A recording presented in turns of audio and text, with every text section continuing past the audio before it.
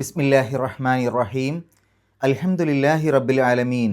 വസല്ലല്ലാഹു അലാ നബീന മുഹമ്മദിൻ വഅലാ ആലിഹി വസ്വഹ്ബിഹി അജ്മഈൻ. അമ്മാ ബഅദ്. പ്രിയമുള്ള ഖുർആൻ പഠിതാക്കളെ, അസ്സലാമു അലൈക്കും വറഹ്മത്തുള്ളാഹി.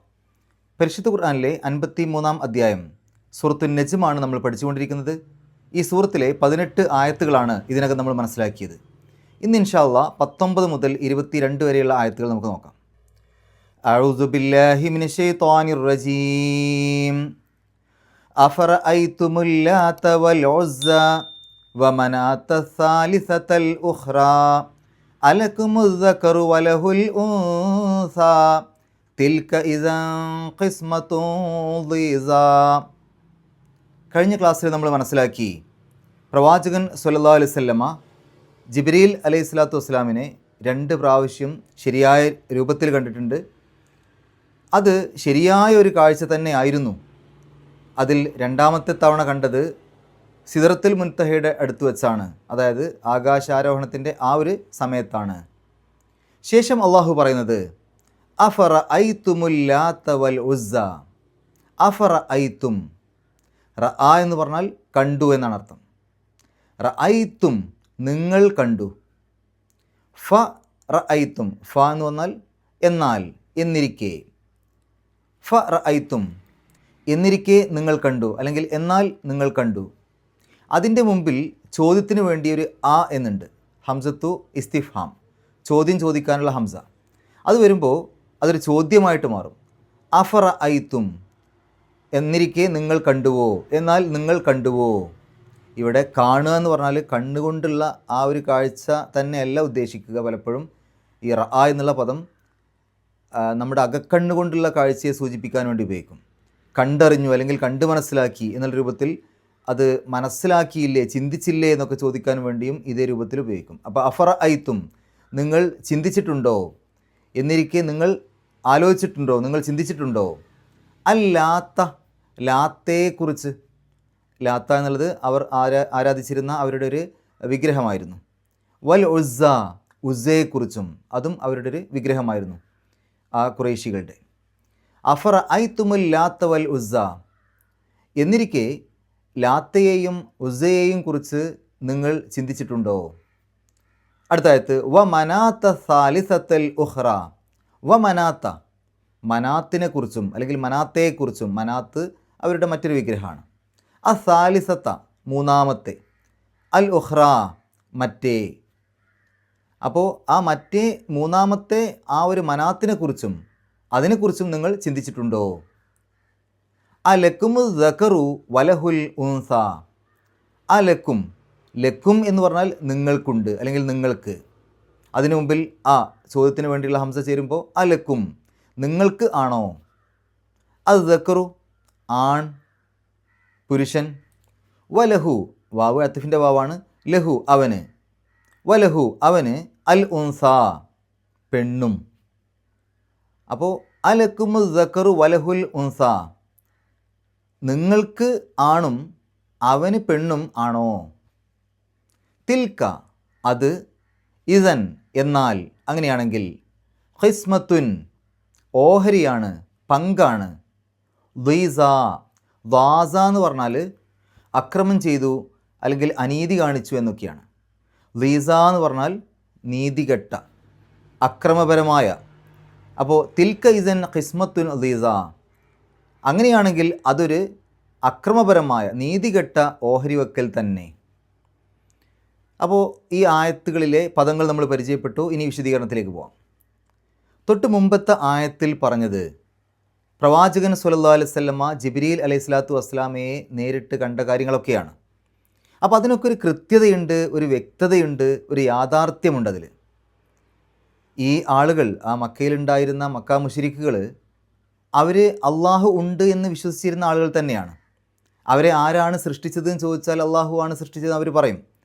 പക്ഷേ അവരുടെ പ്രശ്നം എന്തായിരുന്നു, ആ അള്ളാഹുവിന് പുറമേ മറ്റുള്ള പല ദേവികളെയും മറ്റുള്ള പല ആരാധ്യ വസ്തുക്കളെയും ഒക്കെ അവർ ആരാധിച്ചിരുന്നു. അള്ളാഹുവിനെ മാത്രമല്ല ആരാധിച്ചിരുന്നത്. അതായിരുന്നു അവരുടെ പ്രശ്നം. അപ്പോൾ അള്ളാഹു ഉണ്ട് എന്ന് അവർ വിശ്വസിച്ചിരുന്നു. മലക്കുകൾ ഉണ്ട് എന്ന് വിശ്വസിച്ചിരുന്നു. ആ മലക്കുകൾ അള്ളാഹുവിൻ്റെ പെൺമക്കളാണ് എന്നൊക്കെയായിരുന്നു അവരുടെ വിശ്വാസം. എന്തായാലും അതൊക്കെ ഉണ്ട്, മലക്കുകളുണ്ട്, അള്ളാഹു ഉണ്ട് എന്നൊക്കെ വിശ്വസിച്ചിരുന്നു. അപ്പോൾ അതൊക്കെ ഒരു യാഥാർത്ഥ്യമാണ് എന്ന് അള്ളാഹു അവിടെ സ്ഥാപിച്ചു. തൊട്ട് മുമ്പ് ആ ആളുകൾക്ക് കൃത്യമാക്കി കൊടുക്കുകയാണ്.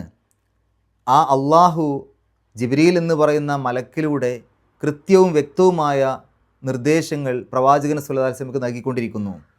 മാത്രവുമല്ല, ആ പ്രവാചകൻ സല്ലല്ലാഹു അലൈഹി വസല്ലമയെ ഉപരിലോകത്തേക്ക് എടുക്കാൻ മാത്രമുള്ള കഴിവും ഒക്കെ ഉള്ള ആ ഒരു അള്ളാഹു, അങ്ങനെയുള്ള ഒരു അള്ളാഹുവിനെയൊക്കെ പരിചയപ്പെടുത്തിയതിന് ശേഷം അവരുടെ ചിന്തയെ ഒന്ന് തൊട്ടുനിർത്തുകയാണ്, അവരെ കൊണ്ട് ചിന്തിപ്പിക്കുകയാണ്. അഫറഅയ്തുമുൽ ലാത്ത വൽ ഉസ്സ, എന്നാൽ നിങ്ങൾ ആരാധിക്കുന്ന അള്ളാഹുവിന് പുറമെ നിങ്ങൾ ആരാധിക്കുന്ന ആ ആരാധ്യ വസ്തുക്കളെക്കുറിച്ച് നിങ്ങളൊന്ന് ചിന്തിച്ച് നോക്കൂ. അഫറഅയ്തും, നിങ്ങൾ ചിന്തിച്ചിട്ടുണ്ടോ അൽ ലാത്ത വൽ ഉസ്സ, ലാത്തയെയും ഉസ്സയെയും കുറിച്ച്, മനാത്ത സാലിസത്തൽ ഉഖ്റ, ആ മൂന്നാമത്തെ മറ്റേ മനാത്തയെക്കുറിച്ചും. അപ്പോൾ ലാത്ത ഉസ്സ മനാത്ത ഇവയൊക്കെ നിങ്ങൾ ആരാധിക്കുന്ന നിങ്ങളുടെ ആരാധ്യ വസ്തുക്കളാണ്. അവയെക്കുറിച്ച് നിങ്ങൾ ചിന്തിച്ച് നോക്കിയിട്ടുണ്ടോ? ഇവിടെ ഈ ലാത്തയും ഉസ്സയും മനാത്തയും ഒക്കെ അവരുടെ ആരാധ്യ വസ്തുക്കളിൽപ്പെട്ട പ്രധാനപ്പെട്ട പ്രസിദ്ധി ആർജിച്ച 3 ആരാധ്യ വസ്തുക്കളാണ്. അവയൊന്ന് എടുത്തു പറഞ്ഞു എന്നേ ഉള്ളൂ, ഇതല്ലാത്തതൊക്കെ ഉണ്ട്. അപ്പോൾ ഇതിനെ ഒന്ന് എടുത്തു പറഞ്ഞു. ഇതിൽ ലാത്ത എന്നുള്ളത് ത്വായിഫിലെ സഖീഖ് ഗോത്രക്കാരുടെ ദൈവമായിരുന്നു. ആ പേര് എങ്ങനെ വന്നു എന്നുള്ളത് തന്നെ വ്യത്യസ്തമായ അഭിപ്രായങ്ങളൊക്കെ ഉണ്ട്. അള്ളാഹു എന്നുള്ള ആ ഒരു പദത്തിൻ്റെ സ്ത്രീലിംഗമുണ്ടാക്കിയിട്ടാണ് അവരങ്ങനെ ഒരു പേര് കൊടുത്തത്. അള്ളാഹു, അള്ളാഹത്ത്, അത് ലാത്ത എന്നുള്ള രൂപത്തിലേക്ക് മാറി. അങ്ങനെയാണ് ആ ഒരു പേര് വന്നത് എന്ന അഭിപ്രായമുണ്ട്. പിന്നെ അത് ലവാ എൽവി, ലവ എന്ന് പറഞ്ഞാൽ കുനിഞ്ഞു, വളഞ്ഞു, വണങ്ങി എന്നൊക്കെയാണ്. അപ്പോൾ ആ രൂപത്തിലാണ് അല്ലാത്ത വന്നത്, വണങ്ങുന്നത്. അവർ ആ ഒരു വിഗ്രഹത്തിൻ്റെ മുമ്പിൽ പോയിട്ട് കുനിയുന്നു, വളയുന്നു, വണങ്ങുന്നു, തവാഫ് ചെയ്യുന്നു, അങ്ങനെയൊക്കെ ചെയ്യുന്നുണ്ടല്ലോ. അപ്പോൾ ആ ഒരു തരത്തിൽ ആണ് ആ പേര് വന്നതെന്ന് അഭിപ്രായമുണ്ട്. പിന്നെ ഹജ്ജിനൊക്കെ പോകുന്ന ആളുകൾക്ക് ഗോതമ്പ് കൊണ്ടൊരു പ്രത്യേക ഭക്ഷണമൊക്കെ ഉണ്ടാക്കി കൊടുത്തിരുന്നൊരു നല്ല മനുഷ്യൻ, അവിടെ ഒരു പാറപ്പുറത്ത് പ്രത്യേകമായിട്ട് അദ്ദേഹം അങ്ങനെ നിന്നിരുന്നു. ആ ആളുകൾക്കൊക്കെ ഇങ്ങനെ സേവനം ചെയ്തിരുന്നു. അദ്ദേഹത്തിൻ്റെ ഒരു സ്മരണയ്ക്ക് വേണ്ടി ഉണ്ടാക്കിയ വിഗ്രഹമാണ് എന്നൊക്കെ പല അഭിപ്രായങ്ങളുണ്ട്. എന്തായാലും ഒരു വ്യക്തത ഇല്ല. പക്ഷേ അവർ ആ ഒരു ദൈവത്തെ വളരെയധികം ബഹുമാനിച്ചിരുന്നു, ആരാധിച്ചിരുന്നു. ഈ അബ്രഹത്ത് ആനപ്പടയുമായിട്ട് കഅബാലയം പൊളിക്കാൻ വേണ്ടി വന്ന് നമ്മൾ പഠിച്ചല്ലോ സൂറത്തുൽ ഫീലിൽ. ആ സമയത്ത് ഈ ആളുകൾ ഈ ലാത്തയെ എങ്ങാനും അബ്രഹത്ത് ആക്രമിക്കുമോ എന്ന് പേടിച്ചിട്ട് അവിടെയുള്ള ചില ആളുകളെ വഴികാട്ടിയായിട്ട് അബ്രഹത്തിൻ്റെ കൂടെ പറഞ്ഞയച്ചു. നിങ്ങൾ ഞങ്ങളുടെ ഈ ദൈവത്തെ നിങ്ങളൊന്നും ചെയ്യരുത്, അതിന് പകരം ഞങ്ങൾ നിങ്ങൾക്ക് അങ്ങോട്ടുള്ള വഴി കാണിച്ചു തരാം എന്ന രൂപത്തിൽ. അപ്പോൾ അത്രയധികം അവർ അവരുടെ ആ ദൈവത്തെ ഇഷ്ടപ്പെട്ടിരുന്നു, സ്നേഹിച്ചിരുന്നു, ആരാധിച്ചിരുന്നു. എന്നാൽ എന്താണ് ഇതിൻ്റെ പിന്നിൽ, എങ്ങനെയാണത്, അതൊന്നും അവർക്ക് തന്നെ അറിയാത്ത രൂപത്തിൽ അവരൊരു പേര് കൊടുത്ത് ഒരു വിഗ്രഹം വെച്ച് ആരാധിക്കുന്നു, അത്രയേ ഉള്ളൂ. അതല്ലാതെ ഏതെങ്കിലും ഒരു പ്രത്യേക ശക്തിയൊന്നും അല്ലാതെ. ശരി, അപ്പോൾ ഈ പറയുന്ന ലാത്തയെക്കുറിച്ച് നിങ്ങൾ ചിന്തിച്ചിട്ടുണ്ടോ? വൽ ഉസ്സ, ഉസ്സയെക്കുറിച്ച് നിങ്ങൾ ചിന്തിച്ച് നോക്കിയിട്ടുണ്ടോ? ഉസ്സ എന്നുള്ളത് ഈ മക്കയുടെയും തായിഫിൻ്റെയും ഇടയിലുള്ള നഖ്ല എന്നുള്ള സ്ഥലത്ത് ഹുറാദ് എന്നൊരു സ്ഥലമുണ്ട്. അവിടെയുള്ള ആളുകൾ ആരാധിച്ചിരുന്ന ഒരു വൃക്ഷമായിരുന്നു ഉസ്സ. ഇസ്സത്ത് എന്നുള്ള പദത്തിൽ നിന്നാണ് അത് വന്നതെന്നൊക്കെ പറയുന്നുണ്ട്. ഇസ്സത്ത് എന്ന് പറഞ്ഞാൽ ഐശ്വര്യം, ധന്യത എന്നൊക്കെയാണല്ലോ. അതിൽ അസ് എന്ന് പറഞ്ഞാൽ ഏറ്റവും ധന്യതയുള്ളവൻ എന്നൊക്കെയാണ്. അതിൻ്റെ സ്ത്രീലിംഗമാണ് ഉസ്സ എന്നുള്ളത്. ഏറ്റവും ധന്യതയുള്ളവൾ എന്നുള്ള രൂപത്തിൽ സ്ത്രീലിംഗ രൂപമാണ്. അപ്പോൾ ആ ഒരു ഉസ്സയെക്കുറിച്ച് നിങ്ങൾ ചിന്തിച്ച് നോക്കിയിട്ടുണ്ടോ? മക്കം ഫത്തുഹിൻ്റെ സമയത്തൊക്കെ ആ ഒരു മരം മുറിച്ച് മാറ്റാൻ വേണ്ടി പ്രവാചകൻ സല്ലല്ലാഹു അലൈഹി വസല്ലമ ഖാലിദ് ബിൻ വലീദ് റളിയല്ലാഹു അൻഹുവിനോട് പറയുന്നുണ്ട്. അതേപോലെ ഉഹദ് യുദ്ധം കഴിഞ്ഞതിന് ശേഷം അബൂ സുഫിയാൻ പറയുന്നുണ്ടല്ലോ, ലനാ ഉസ്സ വലാ ഉസ്സാലക്കും, ഞങ്ങൾക്ക് ഉസ്സയുണ്ട്, നിങ്ങൾക്ക് ഉസ്സയില്ല എന്ന രൂപത്തിലൊക്കെ അവർ പറയുന്നുണ്ട്. അവർ ഏത് സമയത്തും മനസ്സിൽ കൊണ്ട് നടന്നിരുന്ന ആരാധ്യ വസ്തുക്കളാണ് എന്നർത്ഥം. അപ്പോൾ ഈ ഉസ്സയെക്കുറിച്ച് നിങ്ങൾ ചിന്തിച്ച് നോക്കിയിട്ടുണ്ടോ? മനാത്ത സാലിസത്തൽ ഉഖ്റ, മനാത്തിനെക്കുറിച്ചും ആ മറ്റേ മൂന്നാമത്തെ ആ ഒരു മനാത്തിനെക്കുറിച്ചും. മക്കയുടെയും മദീനയുടെയും ഇടയിൽ ഖുദൈദ് എന്ന വലിയൊരു സ്ഥലമുണ്ട്. അതിൽ മുശല്ലൽ എന്ന സ്ഥലമുണ്ട്. ആ മുശല്ലൽ എന്ന സ്ഥലത്തെ ഒരു പ്രതിഷ്ഠയാണ്, അവിടെയുള്ള ആളുകൾ ആരാധിച്ചിരുന്ന ഒരു വിഗ്രഹമാണ് ഈ ഒരു മനാത്ത് എന്നുള്ളത്. ഔസ്, ഖസ്റജ്, ഹുദൈൽ, ഖുസാ തുടങ്ങിയ ഗോത്രങ്ങളൊക്കെ ഈ ഒരു മനാത്തിനെ ആരാധിച്ചു പോന്നിരുന്നു. അവിടെ പ്രത്യേകമായ പ്രാർത്ഥനകളും ബലിയും ഒക്കെ നടന്നിരുന്നു.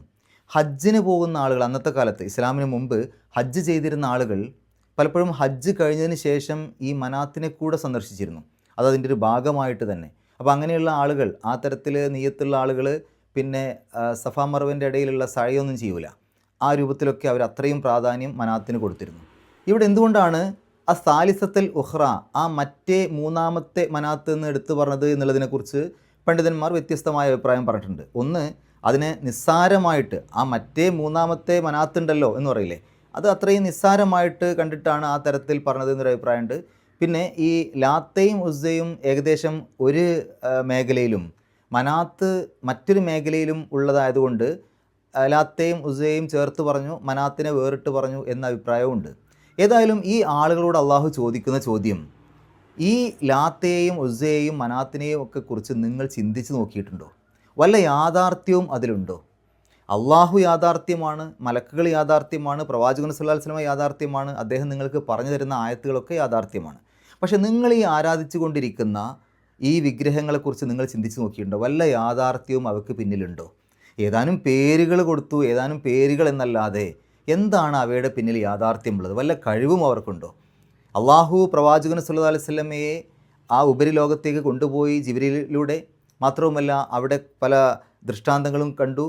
ആ തരത്തിൽ അതേപോലെ ഖുർആൻ ഇറക്കി കൊടുക്കുന്നു. എന്നാൽ നിങ്ങൾ ഈ ആരാധിച്ചു കൊണ്ടിരിക്കുന്ന ഈ ആരാധ്യ വസ്തുക്കൾക്ക് വല്ല കഴിവുമുണ്ടോ? അവയ്ക്ക് വല്ല യാഥാർത്ഥ്യവുമുണ്ടോ? അവ ഏതാനും പേരുകളല്ലാതെ മറ്റെന്താണവ എന്ന രൂപത്തിൽ ആളുകളെ കൊണ്ട് ചിന്തിപ്പിക്കുകയാണ്. ഈ ആളുകൾ, അവിടെയുള്ള മക്ക മുശ്രിക്കുകൾ പലപ്പോഴും ഇതൊക്കെ മലക്കുകളുടെ പ്രതിഷ്ഠകളാണ് എന്ന രൂപത്തിൽ കരുതി പോന്നിരുന്നു.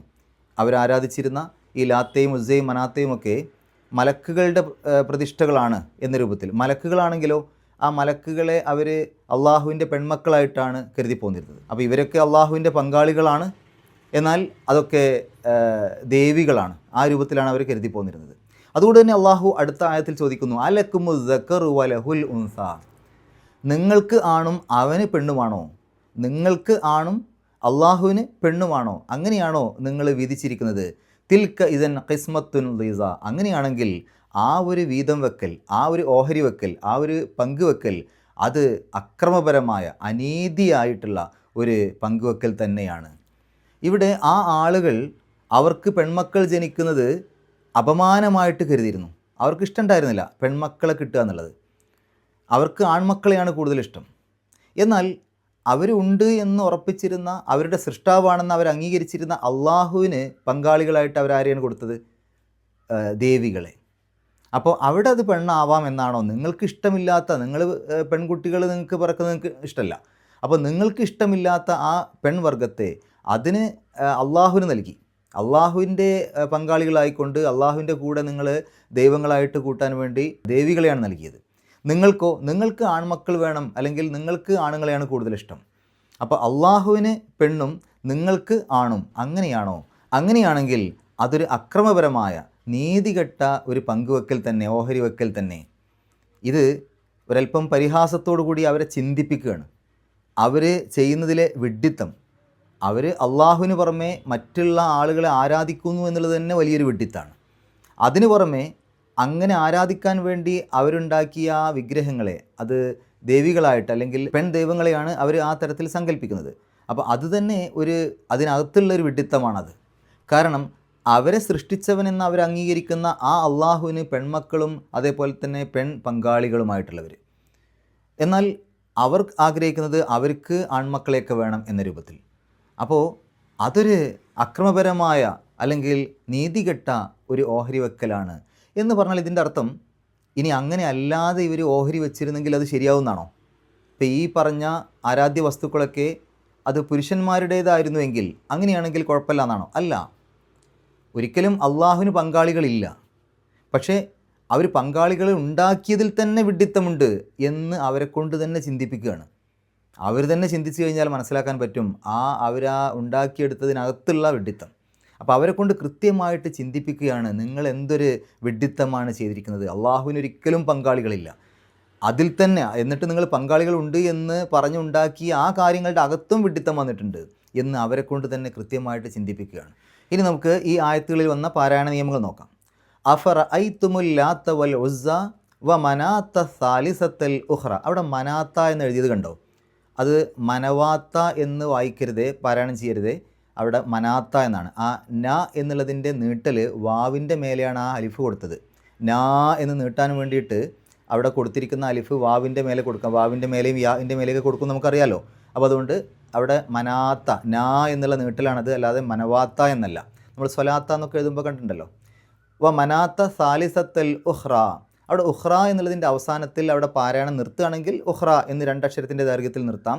അതല്ല, അടുത്ത ആയത്തിലേക്ക് പാരായണം കൊണ്ടുപോവുകയാണെങ്കിൽ, ചേർത്തി ഓതുകയാണെങ്കിൽ, അടുത്ത ആയത്തിൻ്റെ തുടക്കത്തിൽ ഹംസയല്ലേ, അലക്കും, അവിടെ ഹംസയാണ്.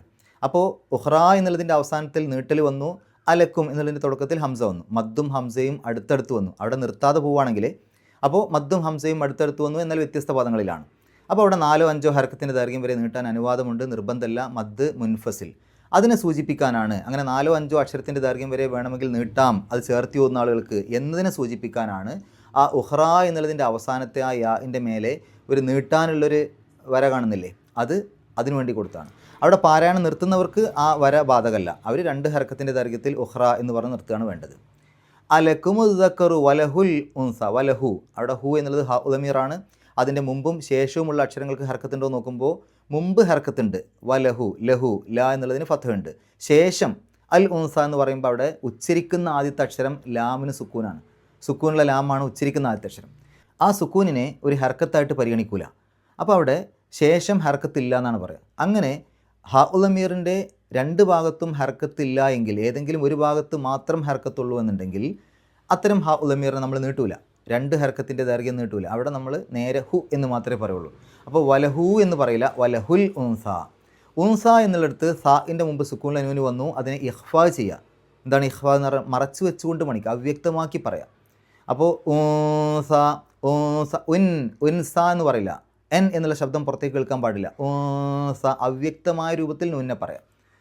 തിൽക്ക ഇസൻ, ഇസൻ എന്നുള്ളിടത്ത് തെൻവീന് വന്നു, അതിനുശേഷം ഖാഫാണ്. ഖാഫിൻ്റെ മുമ്പ് തെൻവീന് വന്നാൽ ഇഖ്ഫ ആണ് നിയമം, മറച്ചു വെച്ചുകൊണ്ട് മണിക്കുക, അവ്യക്തമാക്കി മണിക്കുക. അപ്പോൾ ഇസാ ഖിസ്മത്തുൻ, ഖിസ്മത്തുൻ എന്നുള്ളതിൻ്റെ അവസാനത്തിൽ തെൻവീന്, ശേഷം ദ്വാദാണ്. ദ്വാദിൻ്റെ മുമ്പ് തെൻവീന് വന്നാലും ഇഖ്ഫ ആണ് നിയമം, മറച്ചു വെച്ചുകൊണ്ട് മണിക്കുക, അവ്യക്തമാക്കി മണിക്കുക. ഖിസ്മത്തുൻ ദ്വീസ, ദ്വീസ എന്നുള്ളതിൻ്റെ അവസാനത്തിൽ നോക്കൂ, അവിടെയുണ്ട് നേരത്തെ ആ ഉഹ്റ എന്നുള്ളടുത്ത് പറഞ്ഞ പോലെ ആ ഒരു നീട്ടാനുള്ളൊരു വരയുണ്ട്. എന്തായിരിക്കും കാരണം?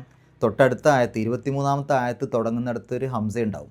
ആ ഹംസയിലേക്ക് ഇത് ചേർത്തി പാരായണം ചെയ്യുമ്പോൾ 4-5 ഹർക്കത്തിൻ്റെ ദൈർഘ്യം വരെ നീട്ടാൻ അനുവാദമുണ്ട് എന്ന് സൂചിപ്പിക്കാനാണ് ആ ഒരു വര.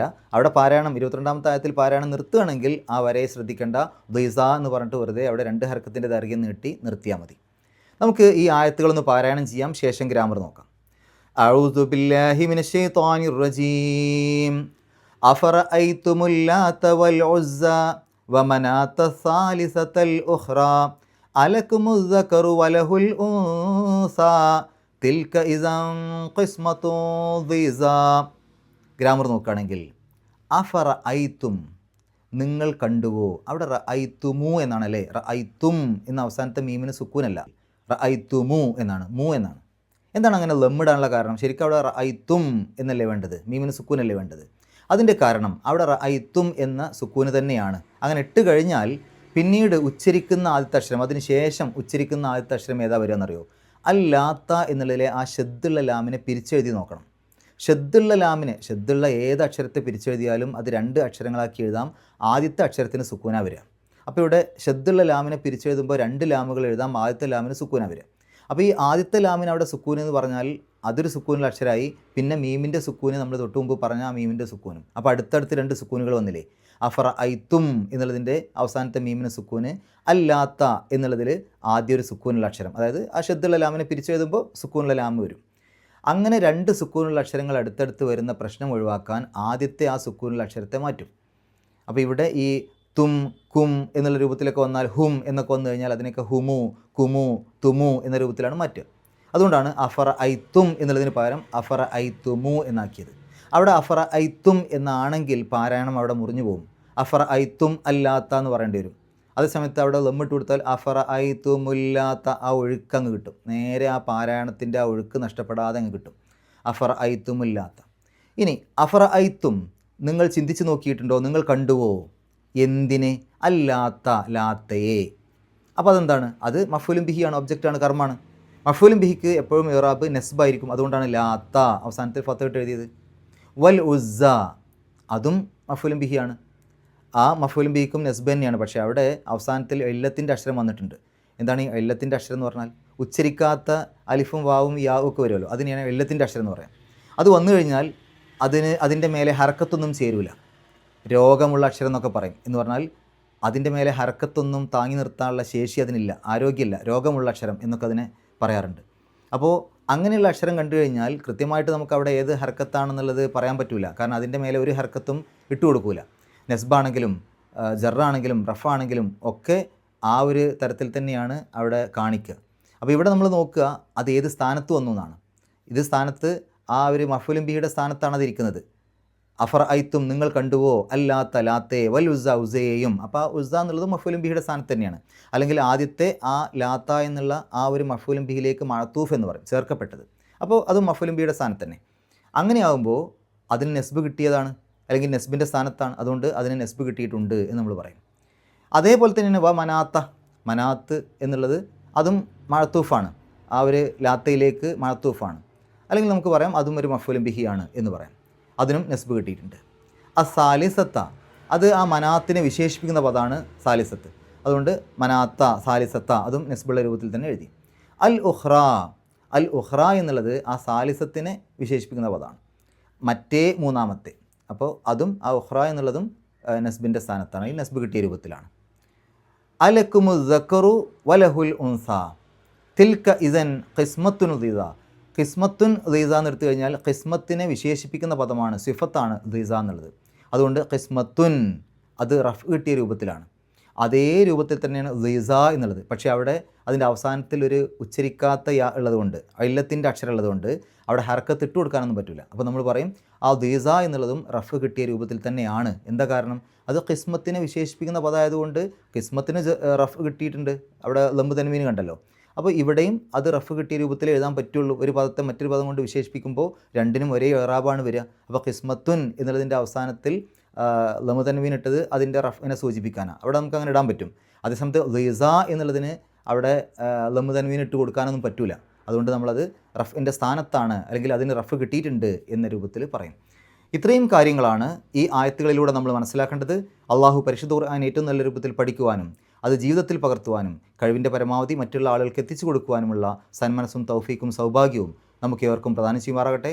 വാഹൃദവാൻ അൽഹംദുലില്ലാഹി റബ്ബിൽ ആലമീൻ. അസ്സലാമു അലൈക്കും വറഹ്മത്തുള്ളാഹി.